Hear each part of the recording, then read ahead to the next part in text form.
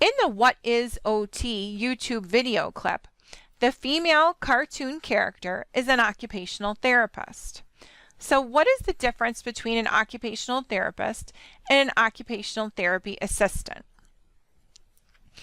In the YouTube video clip, the occupational therapist indicated that she is responsible for evaluation, developing a treatment plan, implementing treatment, reevaluation, and discharge.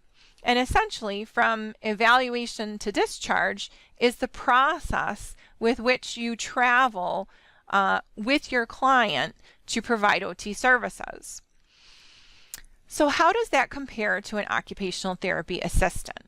Well, if this cartoon character, occupational therapist, has a chunk of her day dedicated to evaluations, and let's say she also supervises occupational therapy assistants, then another chunk of her day is dedicated to supervision and supervisory responsibilities. So less of her day is then dedicated to working directly with clients or patients. Whereas the occupational therapy assistant, largely the bulk of their time is spent in working directly with clients or patients.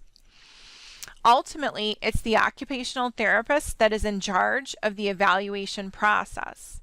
However, with service competency, which is essentially experience and expertise, an occupational therapy assistant can get pulled into the evaluation process.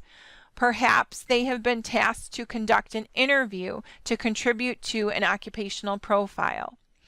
Perhaps they have been tasked to administer a specific standardized assessment as part of an initial evaluation.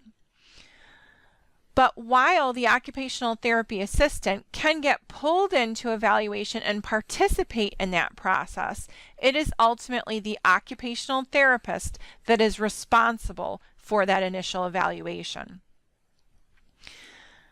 The occupational therapist and the occupational therapy assistant will work together to develop a treatment plan for a client or patient on the OTA's caseload or workload. The occupational therapy assistant will implement treatment, though supervision is required.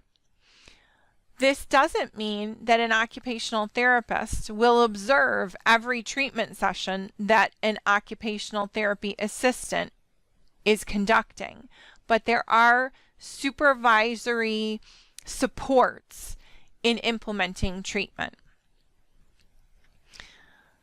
Notes get co-signed.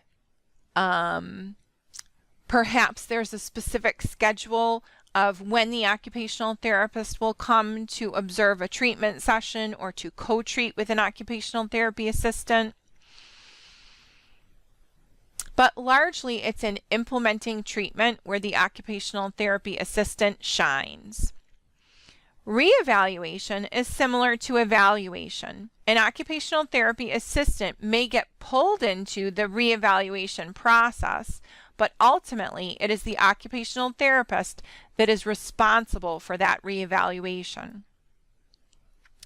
And then lastly, when an occupational therapy assistant is working with a client or patient, they need to have a sense of when that client has either met all of their goals and appears to be really performing quite functionally and independently, or has perhaps reached a place where they cannot continue further to progress with occupational therapy services.